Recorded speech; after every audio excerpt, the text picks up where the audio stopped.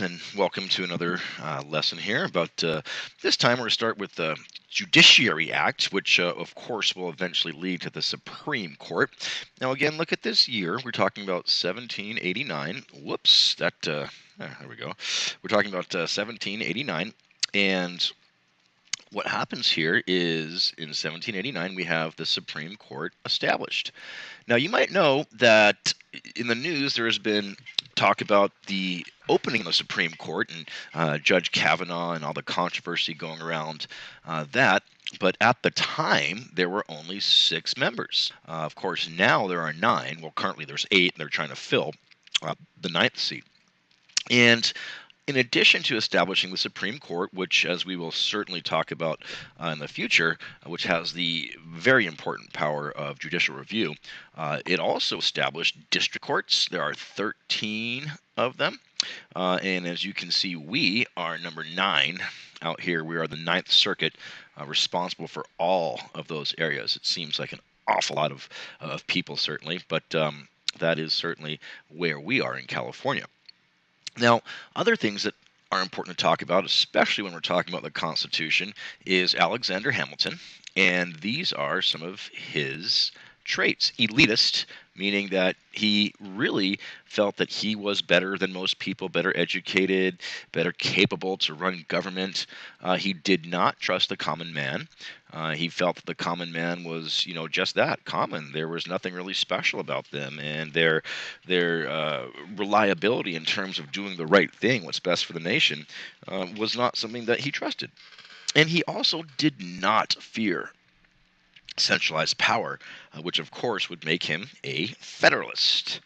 Thomas Jefferson, the author of the Declaration of Independence, was opposite. He was a friend of the farmers and the non-elites. He wanted local control, and he feared a large central government, and he would be a typical anti-federalist. So Hamilton and Jefferson, not only did they disagree on the size and scope of the government, but they also disagreed on the way to interpret the Constitution. One of these things came in, or an example of this came in, with the first bank of the United States. And its responsibilities are to collect and disburse, that is really a word, tax revenue. It also circulates currency.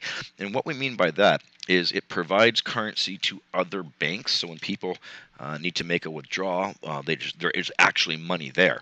But the more important thing is that it sparked debate about strict versus loose constructionists. And this is a debate that still goes on today.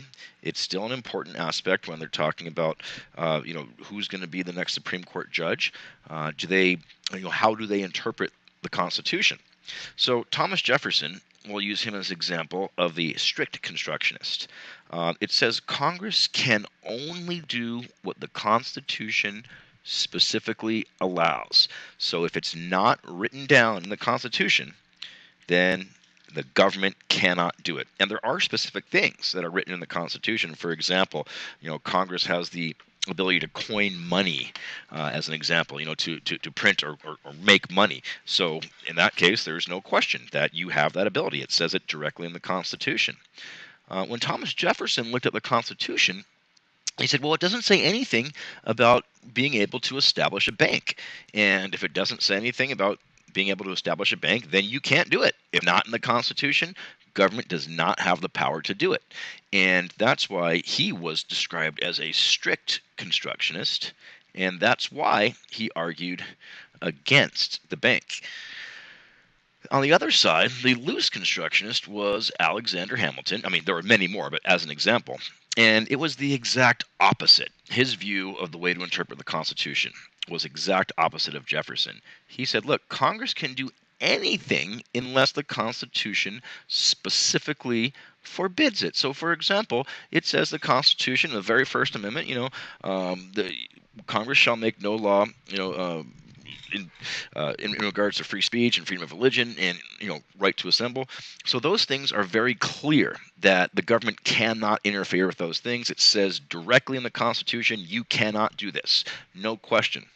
And of course, when it comes to the National Bank, well, there's nothing in the Constitution about a national bank. And so if it doesn't say you can't do it, then it means that you can do it. And that is the loose constructionist angle. And again, this is not a matter of right versus wrong. Who's right, who's wrong. This is really just an example of different perspectives. And when people often talk about, well, what were the intentions of the framers of the Constitution? Well, people tend to speak as if it's like one unified thing. Well, this is what the framers meant, and obviously it's not. For example, two of the most important people disagreed on the way to interpret the Constitution. This also comes into a little bit of trouble with Louisiana Purchase. Thomas Jefferson kind of is exposed a little bit for a little bit of hypocrisy here.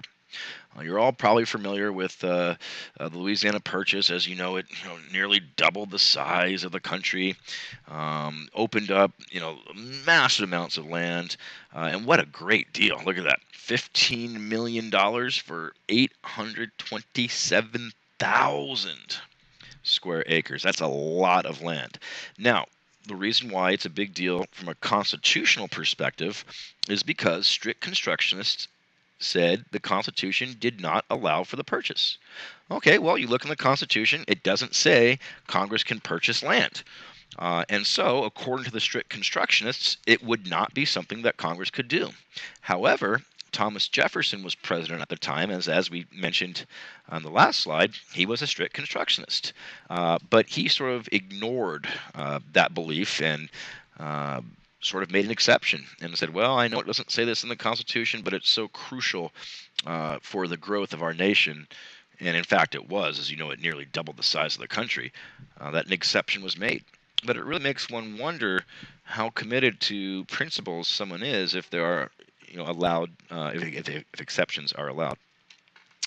And finally, I'm sure we've all heard of this, the great Lewis and Clark expedition. Meriwether Lewis, William Clark, set off to explore this newly found land. I guess found's the right word, but certainly was new to most people. There were trappers and traders and everything in the Louisiana Territory. But they wanted to go, and their main goal was to find this elusive Northwest Passage, which was a waterway, which in theory would link the central part of the United States all the way to the coast. Now, there is no Northwestern Passage, but at the time they obviously didn't know that.